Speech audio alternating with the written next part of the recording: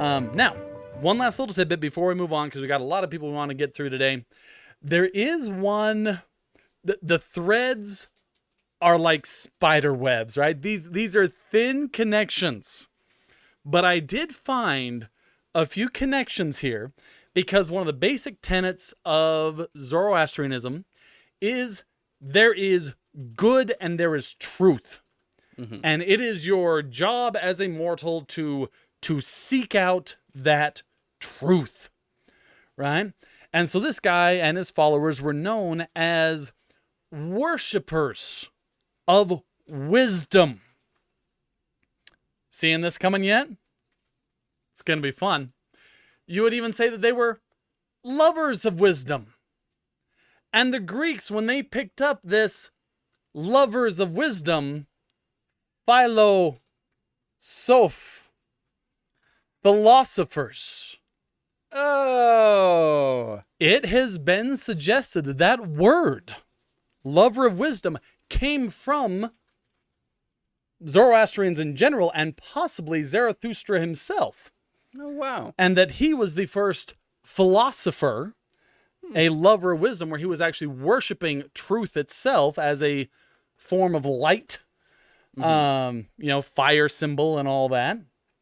But yeah, like I said, I don't know how confident I am about that, because like I said, it's kind of thin threads, but you look at where even the first Greek philosophers came right around 600 BC.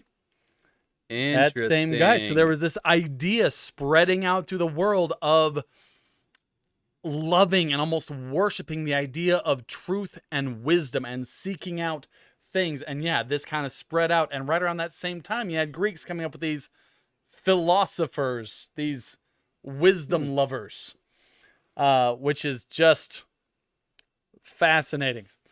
This is kind of a fun thing. Next week, we are going to have Michael Brinkerhoff on here. And he is a linguist. Okay? That should be interesting. Studies all these languages. He is actually in the chat right here. And he says, based on the language and the poems that are attributed to him, it seems that it is most likely 1500 BC. And that is one of the things that's one of the things that came up with the whole 1500 BC is they do actually have his original writings. Okay? Really? Yeah. His poems, his hymns, he essentially wrote hymns that contained his teachings. Now, he didn't like do an autobiography or anything, so we still don't have like, I was born in the year, whatever. But we don't have that. We just have these hymns that have his teachings. And yeah, that's one of the things that they've been able to come up with. By the way, join us next week. We're actually going to be talking to Michael Brinkerhoff, the linguist, and that's going to be fun. But yeah, that's one of the ways that we're able to kind of dial in is what words did he use, what language techniques did he use, and when did those come into existence? So yeah, 1500 is about the earliest. But then there were some competing historical type documents that put him closer to 600, but it didn't quite match the language, and that's where we get this range. Interesting.